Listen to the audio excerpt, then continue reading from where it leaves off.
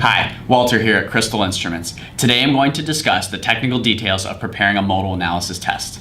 Experimental modal analysis is an important tool in many structural vibration analysis situations. This discussion will emphasize the necessary preparations to obtain high-quality FRF data. This discussion will include the following aspects: measurement location and direction, sensor selection, and support of the test structure. The purpose of modal testing is to acquire the FRFs based on the mesh model of the structure under test. This step is crucial because the success of modal analysis relies heavily on the quality of measured FRF signals. Without high-quality FRF data, no matter how advanced or powerful the modal parameter identification algorithm is, it is not possible to obtain reliable modal parameters. Before starting the data acquisition, the degrees of freedom must be specified.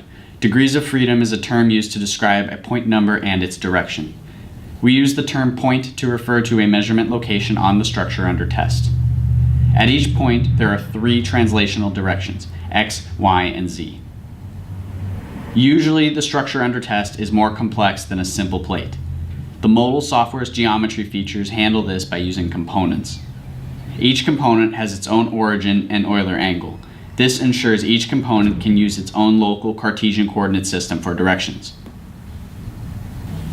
Regardless of the test type, sensors always play an important role in ensuring top quality measurement results. A commonly used sensor type is IEPE sensors. The dynamic range of an IEPE sensor can be a limiting factor in the quality of FRF measurements, so it must be ensured that the signal-to-noise ratio is as good as possible.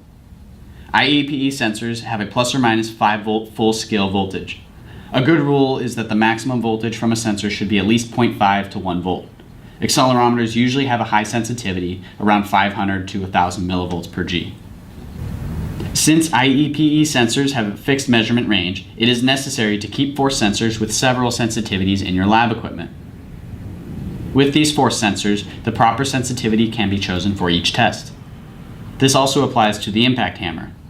It would be helpful to have a few impact hammers with different sensitivities and with different weights.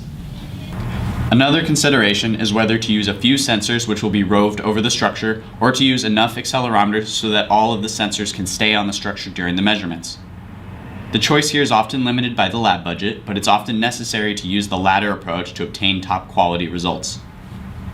When roving the accelerometers, the structure is likely to produce some time variance. This is the mass loading issue, and it can significantly affect the quality of our data.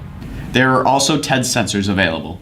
These are IEPE sensors with a built-in chip, so the measurement system can read the model, unit, and sensitivity of each sensor. Now that we've selected our sensor approach, we must decide on our support structure. The support of the structure under test needs to be decided before the test. This is often referred to as the test boundary conditions. Typically, there are two choices for support: free conditions, or as installed in operation. The main reason for choosing the first option is that it is most likely to produce good measurements.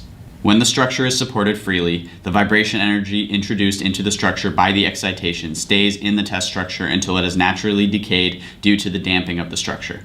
On the other hand, when a structure is connected to the world around it, a lot of the excitation energy will transmit to the surrounding structures, which usually means it is more difficult to obtain good testing results. To make the best possible estimation of the modal parameters of a structure, the structure under test needs to be supported in free conditions. While for troubleshooting purposes, the modal analysis can be carried out in a structure installed in its normal operation environment. For free boundary conditions, typically it is achieved by suspending the test structure on soft bungee cords or springs. Depending on the size and weight of the test structure, the bungee cords can vary in size and stiffness. The suspending bungee cords should be soft enough so that the vibration levels of the 6 rigid body modes are less than 1/10 of the first flexible mode. This is particularly important when testing and suspending long, slender objects.